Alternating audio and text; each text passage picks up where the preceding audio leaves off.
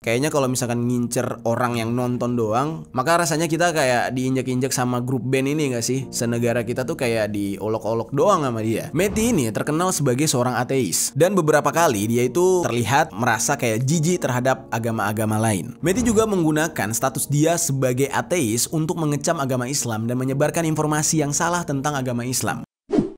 Yo geng, tekan tombol subscribe geng. Hey yo, what's good? Welcome back to Kamar Jerry.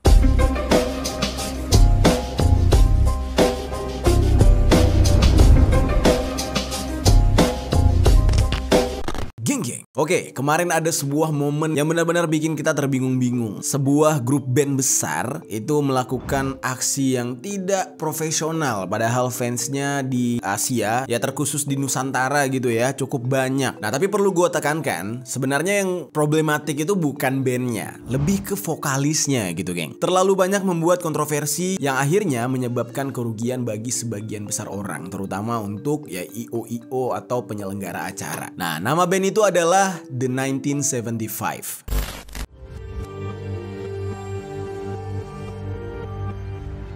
Vokalisnya yang problematik ini bernama Matty Healy. Nah, baru-baru ini kontroversi yang dibuat oleh si vokalis ini adalah dengan melakukan adegan tidak senonoh di atas panggung ketika mereka manggung di Malaysia, dan hal ini benar-benar menyulut emosi rakyat Malaysia yang mana di saat itu ya sedang menonton mereka. Dia mencium basis dari bandnya yang bernama Ross McDonald, dan juga setelah itu dia menghina-hina pemerintah Malaysia. Hal ini dia lakukan semerta-merta untuk memperjuangkan kaum lagi bete gitu ya, hanya karena hal tersebut dia sampai rela membuat fansnya kecewa. Padahal fansnya di Nusantara ini cukup besar dan cukup banyak. Kontroversi ini membuat dia akhirnya diboikot. Nah, sampai-sampai ini ya, acara festival yang bernama Good Vibes ini harus dihentikan secara keseluruhan. Jadi bayangkan tuh, orang-orang udah pada beli tiket gara-gara The 1975 ini, band-band yang lain itu tidak sempat tampil. Nah, dan IO-nya benar-benar merugi. Karena kan memang di Malaysia peraturan tentang lagi BT ini sangat-sangat ketat. Jadi nggak boleh ada unsur itu sedikit pun. Lalu pada akhirnya, yang namanya juga saudara serumpun ya, Indonesia juga sangat simpati dan juga sangat respect dengan apa yang dilakukan oleh Malaysia. Dan bahkan sebenarnya ada komunitas-komunitas lagi BT yang terselubung di Malaysia itu sebenarnya juga memboikot dan tidak suka dengan The 1975 ini. Walaupun targetnya si The 1975 ini sedang mengkritik pemerintah soal kaum lagi BT. Nah, karena memang di Nusantara mau semenyimpang apapun, orang-orang tuh masih respect dengan yang namanya adat dan budaya. Dan akhirnya di Indonesia pun The 1975 itu tidak jadi manggung. Tapi di sini gue nggak tahu ya apakah mereka juga diboikot atau mereka sendiri yang mengcancel. Nah, lalu ternyata setelah gue selidiki, vokalis yang bernama Matty ini sudah sangat sering membuat problem. Dia ini memang problematik. Nah, sekarang kita bahas satu persatu problem dari si vokalis The 1975 ini. Langsung aja kita bahas di sisi lain.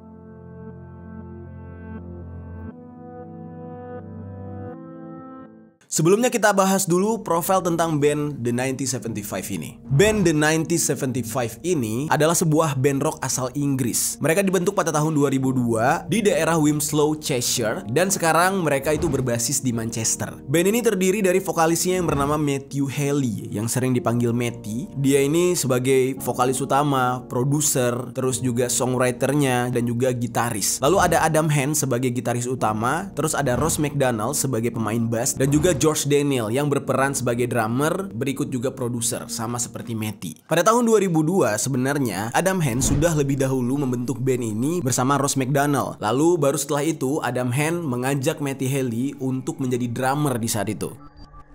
Adam sebagai orang yang sangat ingin membuat sebuah band karena di masa remaja mereka sudah banyak anak-anak yang membentuk band musik di daerah mereka tinggal karena banyak konser-konser untuk remaja dan terlihat keren di masa itu. Dan juga mereka sangat mendapatkan support dari pemerintah setempat. Saat pertama kali mereka membentuk band ini dan mereka bercita-cita ingin tampil di konser di daerah mereka merekrut seorang vokalis yang bernama Elliot Williams. Nah, namun sayangnya Elliot ini tidak bertahan lama di band mereka, yang akhirnya Matty mencoba mencoba untuk menggantikan posisi vokalis. Dan ternyata suara Matty juga keren banget. Awalnya agak terdengar sedikit aneh gitu ya, posisi Matty itu sampai double gitu. Dia jadi vokalis juga, terkadang jadi drummer juga. Sampai pada akhirnya mereka ini terpaksa harus mencari drummer baru dan mereka akhirnya merekrut George Daniel. Pada awal kemunculan mereka ini baru mengcover lagu-lagu band-band yang ada di dunia. Di saat itu mereka membawakan lagu bergenre punk dan juga emo. Nah, mereka sering manggung di klub-klub di daerah mereka. Pada tahun 2010, akhirnya mereka memiliki seorang manajer yang bernama Jamie Oborn. Nah, akhirnya mereka sempat jalan bersama manajer mereka ini selama 8 tahun. Namun sayangnya tidak ada satupun label musik yang mau mengontrak mereka. Karena di saat itu dianggap mereka ini belum jelas gitu, genre musiknya apa. Mereka manggung di mana-mana tapi genre musiknya berganti-ganti, berubah-ubah, jadi belum punya identitas. Akhirnya, karena sudah terlalu lama, Jamie Oborn pun membuat label musiknya sendiri. Nah, label rekaman independen yang dia buat ini diberi nama dengan Dirty Hit. Nah, lalu The 1975 pertama kali sign kontrak dengan Dirty Hit ini. Tapi jangan salah, geng. Pada awalnya mereka belum menggunakan nama The 1975. Mereka sempat berganti-ganti nama. Pertama tuh pernah namanya Me and You versus Them, terus ada Forever Drawing Six, lalu ganti lagi jadi Talk House. Pernah juga The Slowdown, terus Drive Like I Do, dan Big Sleep. Jadi pokoknya ganti terus namanya sampai akhirnya nemu nama The 1975. Awal pertama kali nama The 1975 ini muncul itu kisi-kisinya mereka tuh pernah bikin nama bandnya tuh jadi Those 1975 pakai S. Akhirnya pada tahun 2012 ditetapkanlah nama band mereka menjadi The 1975 sampai saat sekarang ini. Nah, apa arti atau makna dari nama band tersebut? Nah, ternyata nama band itu diambil nggak ada makna dan artinya, hanya ada alur ceritanya doang. Dan ini juga gara-gara nggak sengaja. Jadi di saat itu Matty sedang berada di Spanyol, di sebuah villa gitu ya. Nah, tiba-tiba dia menemukan sebuah buku yang banyak sekali coretan di dalamnya, dan di dalam buku tersebut tertulis dengan jelas sebuah tanggal 1 Juni The 1975. Di saat itulah Matty ini langsung terkesan gitu dengan tulisan The 1975 tersebut. Nah, hal inilah yang menjadikan dia memutuskan untuk menamai band mereka menjadi The 1975. Awalnya gue ngiranya tuh apa tanggal lahirnya, apa mungkin ulang tahun siapa gitu ya. Ternyata bukan, gara-gara ada coretan buku dia dapat di Villa Spanyol. Nah, mungkin tuh orang yang punya coretan ya udah meninggoy juga kali ya, kita nggak tahu. Dan hal itu ternyata membawa keberkahan tersendiri lah bagi band ini, sehingga mereka jadi sukses. Terus The 1975 ini sudah merilis beberapa album, kalian bisa cek sendiri di sini. Nah, di gambar ini tuh album-album mereka. Gua bukan pendengar The 1975, tapi ya hanya sekedar tahu. Oke, sekarang kita bahas sedikit mengenai si vokalis The 1975 yang problematik, yang bernama Matty ini. Oke, nama lengkapnya Matthew Timothy Healy, yang biasa dipanggil dengan Matty. Dia ini lahir pada tanggal 8 April tahun 1989 di Manchester, Inggris. Ayahnya merupakan seorang aktor yang bernama Tim Healy dan ibunya adalah seorang aktris yang bernama Denise Welch. Nah, dia mempunyai seorang adik laki-laki yang bernama Louis. Dan Matty ini sendiri menyukai musik sejak umur 4 tahun gara-gara ayahnya mengajarkan dia cara bermain drum. Lalu, keluarga mereka yang tadinya harmonis dan bahagia tiba-tiba harus dilanda badai nih, gara-gara ibu dan ayahnya harus bercerai dan ibunya menikah dengan Lincoln Townley. Nah, hal ini membuat Matty agak kecewa dan akhirnya dia memisahkan diri dari keluarganya dan tinggal di Newcastle.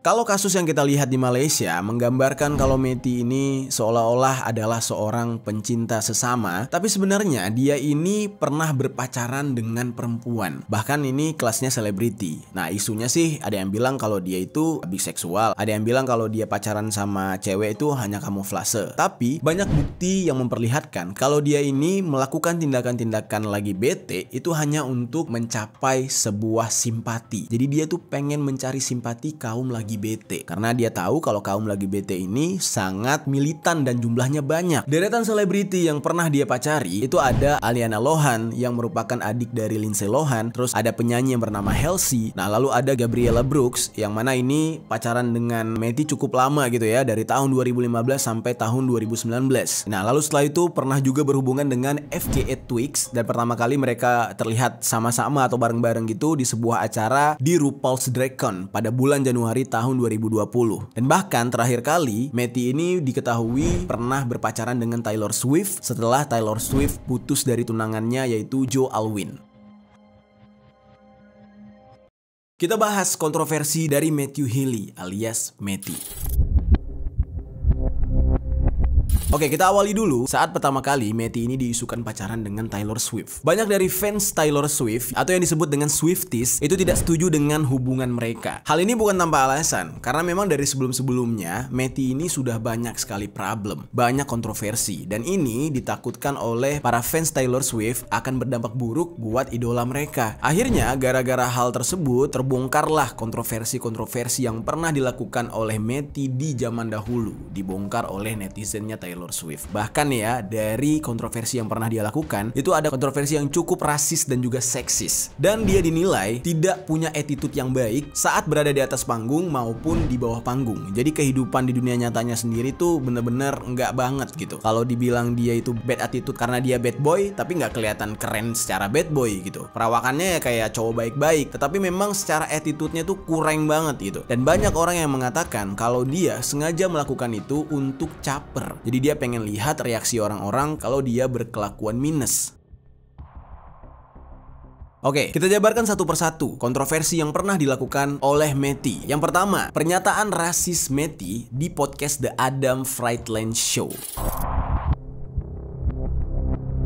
Pernyataan rasis yang pernah diutarakan oleh Matty itu terjadi di podcast The Adam Friedland Show. Matty itu hadir di acara tersebut pada bulan Februari tahun 2023 kemarin. Di dalam podcast tersebut, Matty terus juga Adam Friedland menonton sebuah video cuplikan dari seorang rapper perempuan bernama Ice Spice yang sedang berbicara mengenai karir menyanyinya, lalu pengaruh dia di dalam industri hip hop. Setelah melihat adegan tersebut, tiba-tiba Matty, Mike dan juga Adam ngobrol dan berspekulasi tentang Ice Spice ini yang berasal dari etnis apa. Lalu juga di sana mereka menirukan aksen bicaranya si Ice Spice. Nah, lalu di situ Matty juga berkomentar yang terdengar seperti sedang merendahkan etnis tertentu. Nah, dia juga mengatakan tubuh Ice Spice ini seperti one of the Inuit Spice Girl, dan juga dia mengatakan a chubby Chinese lady. Hal ini itu terdengar seperti sarkas tentang etnis dari si Ice Spice ini, yang sebenarnya dia bukan berasal dari Inuit atau orang Cina. Nah, Inuit itu kayak orang Amerika yang tinggal di daerah yang dingin, seperti misalnya Kanada Utara atau Alaska. Dari pernyataan tersebutlah sudah terdengar sangat rasis gitu ya, sudah membicarakan soal etnis seseorang.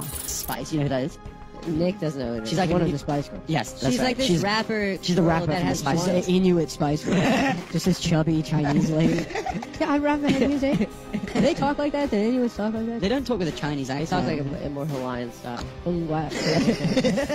Nah, lalu hal ini sempat dikecam oleh banyak penonton sampai pada akhirnya saat The 1975 konser pada bulan April, Matty secara langsung meminta maaf kepada Ice Spice atas candaannya yang dianggap kelewatan. Nah, tapi di situ dia minta maaf kayak nggak ikhlas. Dia tetap mengatakan kalau apa yang dia lakukan di podcast tersebut hanya sebuah respon dari pembicaraan bersama host yang ternyata disalahartikan oleh banyak penonton katanya.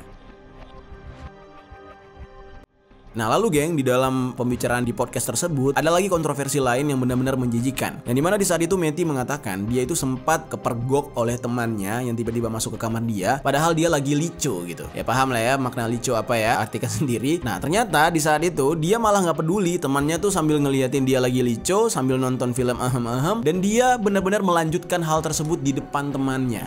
Bener-bener gak ada attitude. Hal seperti itu ngapain diceritain, ya gak sih? Namun yang gilanya di saat itu dia malah bercerita tentang etnis dari wanita-wanita yang ada di situs yang sedang dia tonton. Dan kalimat yang tidak enak didengar keluar dari mulut dia. Dia bilang kalau di situs tersebut sering mengupload wanita-wanita dari kulit berwarna. Nah, jadi orang-orang bule ini atau sebutannya white people ini sering menyebut orang-orang kayak kita, orang-orang kulit hitam itu orang kulit berwarna. Jadi itu adalah sebuah ungkapan rasis sebenarnya. Jadi di situs itu dia jelaskan kalau sering sekali diupload tentang perempuan-perempuan kulit berwarna yang direndahkan secara ekwal, paham ya? Dan di dalam situs tersebut, Matty secara terang-terangan mengatakan kalau banyak sekali adegan-adegan rasis, seksis, dan penuh kebencian terhadap perempuan minoritas selain keturunan kulit putih. Dan dia dengan sangat jelas mengatakan kalau dia sangat senang melihat perempuan diperlakukan dengan kasar di situs tersebut. Oke, kita lanjut ke kontroversi yang kedua. Pernyataan rasif Matty terhadap pergerakan Black Lives Matter. Kalau yang satu ini adalah tindakan yang saat pertama kali dia lakukan dan dia terciduk sedang rasis. Nah, ini terjadi pada tahun 2020 justru. Kalau kalian ingat, ada kejadian yang dimana seorang pria kulit hitam tewas gara-gara kelakuan polisi. Namanya itu adalah George Floyd, yang mana kasusnya terjadi di Minneapolis. Nah, di saat itu, di saat semua orang sedang memperjuangkan hak untuk George Floyd, justru Matty malah membuat sebuah tweet, "If you truly believe that all life matter, you need to stop facilitating the end of black ones." Yang artinya itu adalah dia bermaksud bilang gini, kalau kamu mendukung semua orang pantas untuk hidup atau nyawa itu dianggap penting, maka stoplah untuk membela kehidupan atau nyawa orang kulit hitam doang. Nah, sebenarnya agak terdengar samar-samar nih ya antara negatif dan positifnya. Sebenarnya kalau positifnya kita bilang ya ada benarnya, kita harus membela semua nyawa. Tetapi kan yang terjadi di Amerika ini beda ya. Kondisinya tuh orang kulit hitam tuh dirasisin banget. Perjuangan Black Lives Matter ini akan terlihat sangat penting kalau kita lihat dari sisi yang benar gitu. Jadi orang kulit hitam itu sedang memperjuangkan kerasisan orang kulit putih. Bukan berarti mereka tidak mementingkan nyawa orang kulit putih, justru salah gitu. Nah, disinilah letak kebodohan dari vokalis The 1975 ini. Nah, udah bodoh rasis lagi kan? Di dalam tweet dia tersebut, Matty juga menyertakan sebuah link lagu grup bandnya dia yang berjudul Love It If We Made It. Apa yang dibuat oleh Matty ini membuat netizen geram karena dia mencoba untuk menunggangi sebuah kejadian yang berhubungan dengan hak asasi manusia, yaitu tewasnya seorang pria kulit hitam, lalu dia juga seolah-olah memperburuk istilah Black Lives Matter dan mengambil keuntungan dari sana. Lalu akhirnya banyak netizen yang marah dengan tweet dia itu dan dia pun menghapus tweet tersebut lalu mengklarifikasi. Ya biasalah kalau udah salah gak ada bedanya dengan di negara kita, selebriti kalau udah salah ya klarifikasi. Dia klarifikasi, dia bilang dia sengaja pakai lagu tersebut karena lagu tersebut mengandung unsur anti rasisme katanya, membicarakan tentang kehidupan dan juga masalah lain yang ada di dalam masyarakat saat ini. Nah, lalu setelah itu dia posting beberapa postingan lain, termasuk lagu yang sebelumnya dia posting yaitu Love It If We Made It. Itu diposting lagi sama dia dan disinilah orang merasa nih anak tengil banget gitu. Kok nggak ada jera-jeranya? Habis klarifikasi tapi malah ngupload lagi. Akhirnya dia benar-benar diserang dan mau tidak mau dia melakukan deaktif akun Twitter. Oke, sekarang kita ke kontroversi selanjutnya, yaitu kontroversi ketiga. Matty dianggap sebagai orang yang Islamofobia.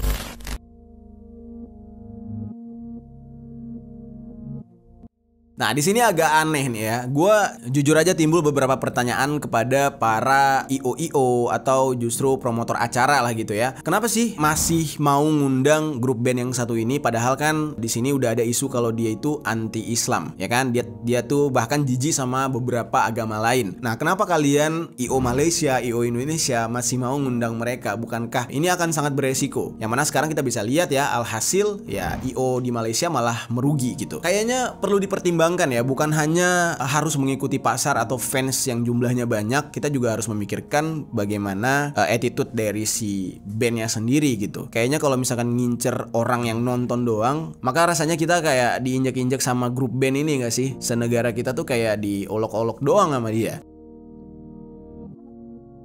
Matty ini terkenal sebagai seorang ateis dan beberapa kali dia itu terlihat merasa kayak jijik terhadap agama-agama lain. Matty juga menggunakan status dia sebagai ateis untuk mengecam agama Islam dan menyebarkan informasi yang salah tentang agama Islam. Nah, ini terjadi pada tahun 2014. Dia pernah membuat tweet mengenai ISIS. Nah, dia mencoba untuk menyamakan ISIS dan Islam. Padahal ya umat muslim sendiri itu tidak mengakui kalau ISIS ini bagian dari Islam. Ini perlu ditekankan. Kalau ada dari teman-teman yang menganggap kayak wah Islam ini teroris karena ada ISIS gitu, jangan salah, orang Islam sendiri tidak menganggap ISIS bagian dari Islam. Karena dari beberapa kali tentara-tentara ISIS yang didapatkan jasadnya setelah perang itu ada tato, dan bahkan mereka kan pakai sorban tuh ala-ala Arab gitu ya. Pas dibuka mereka tuh orang bule gitu, orang kulit putih, bukan orang Arab gitu. Terus bagaimana bisa tentara yang membela Islam tapi bukan dari kalangan Timur Tengah atau minimal orang Indonesia kayak gitu? Gimana tuh ceritanya? Dan juga mereka tuh ada tato kayak tato komando ala tentara sebuah negara lah, yang jelas bukan negara Arab. Oke, nah kita kembali lagi nih ke pernyataan dari Matty. Banyak orang-orang di saat itu mencoba untuk menjelaskan kepada Matty tentang ISIS ini. ISIS itu bukan bagian dari Islam. Tapi sayangnya Matty ini malah nggak mau denger gitu penjelasan dari fansnya. Fansnya di saat itu ya serba salah. Ini idola mereka, tetapi mereka juga harus bertanggung jawab terhadap agama mereka gitu kan. Dan ketika dijelaskan ternyata idola mereka ini keras kepala. Nah, akhirnya pernyataan Matty tersebut membuat pendengarnya sangat-sangat kecewa. Pada tahun 2017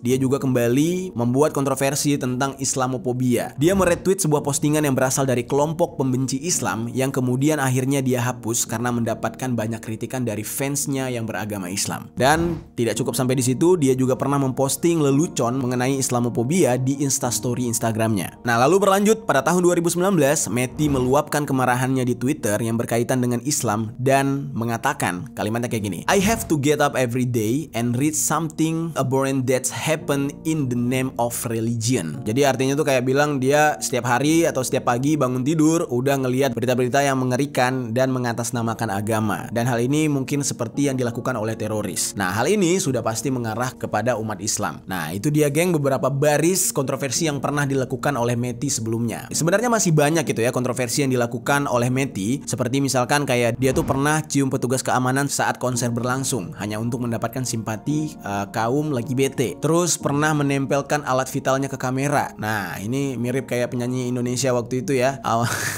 I want you to the bone. Anjir, pales suara gue. Kan waktu itu pernah juga ya ngambil kamera handphone gitu ya, ditaruh ke ininya. Nah, mungkin bisa jadi nih penyanyi Indonesia ini terinspirasi dari Matty kali ini, atau gimana nih. Nah, lalu setelah itu dia pernah mengejek atau menjelek-jelekan nama salah satu fansnya.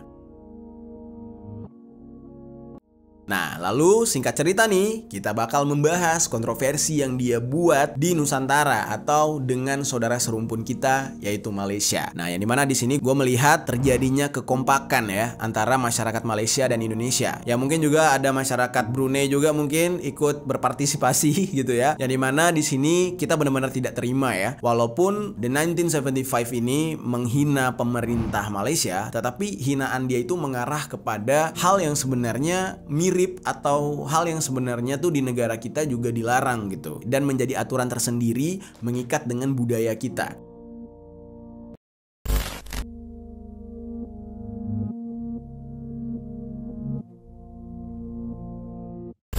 Kejadian ini terjadi pada hari Jumat tanggal 21 Juli tahun 2023. Ya, mungkin kalian udah pada tahu ya apa yang dilakukan oleh si vokalis saat di atas panggung. Nah, dia mencoba untuk mencium pemain bass dari bandnya yang bernama Ross McDonald. Nah, mereka di saat itu sedang memainkan lagu I Like America and America Likes Me. Perbuatan menyimpang yang dilakukan oleh Matty ini benar-benar menjijikan, geng. Jadi dia sebelum melakukan hal itu, dia terlebih dahulu memaki-maki pemerintah Malaysia dengan kata-kata kotor, dengan mengatakan kalau pemerintah Malaysia ini anti terhadap komunitas kaum lagi bete alias kaum pelangi. Selesai dia bicara, langsung dia kiss tuh temennya alias si Ross McDonald. Tindakan yang dilakukan tersebut adalah sebuah aksi untuk memprotes pemerintah Malaysia yang sangat anti dengan kaum lagi bete. Mungkin di saat itu di pikiran mani vokalis dia bakal mendapatkan tepuk tangan dan dukungan dari penonton. Dia nggak tahu kalau rakyat Malaysia sangat mencintai pemerintahan mereka gitu kan. Ya mungkin beda halnya kalau dia manggung di Ancol gitu ya. Kalau dia ngomong kayak gitu udah pasti banyak tuh SJW yang tepuk tangan tuh, weh keren Bang Matty gitu ya, kritik pemerintah mantap, kadrun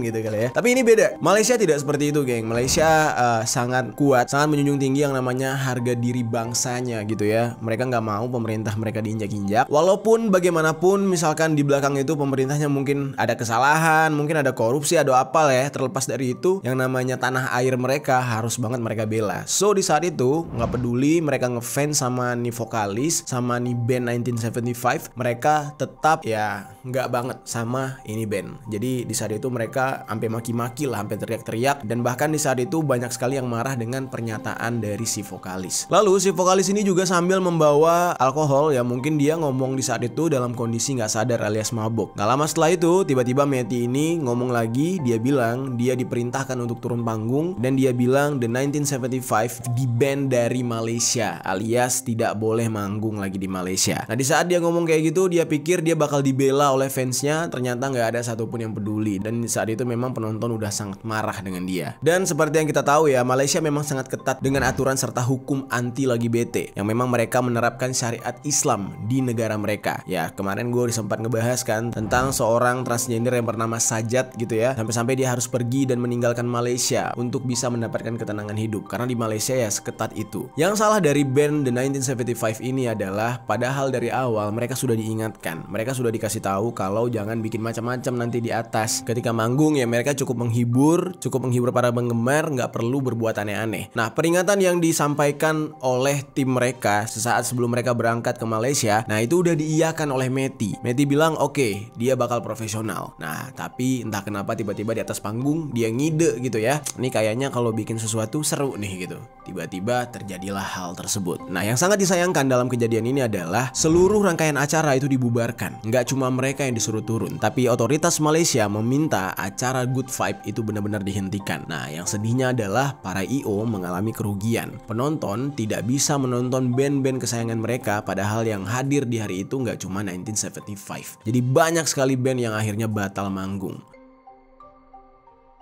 Nah, atas apa yang dilakukan oleh Matty, justru dia bukannya mendapatkan simpati atau dukungan dari para komunitas lagi bete yang ada di Asia, tapi mereka malah dikecam. Yang sosokan mau mengkampanyekan lagi bete, justru malah komunitas lagi bete, terutama yang di Malaysia itu makin dibenci oleh masyarakat. Dianggap gara-gara keberadaan mereka nih, ini vokalis band yang bernama Matty ini jadi gila gitu. Nah, akhirnya komunitas lagi bete pun benar-benar bete gitu ya, sama si vokalis The 1975 ini. Lalu, komunitas lagi bete yang selama ini di Malaysia itu terselubung, mereka secara diam-diam berada di sana, sekarang akan semakin khawatir dengan aturan yang semakin ketat yang dibuat oleh pemerintah Malaysia. Karena pemerintah Malaysia nggak main-main soal hal ini. Atas kejadian tersebut, maka pemerintah Malaysia akan lebih gencar mencari tahu di mana komunitas lagi bete sering ngumpul dan melakukan penyimpangan-penyimpangan seksual. Nah, dan ini semua gara-gara ulah The 1975. Nih, kalian bisa baca sendiri ya. Ada tulisan yang diposting di sini. Ini jelas banget semuanya. Mereka sangat ketakutan gara-gara ulah The 1975.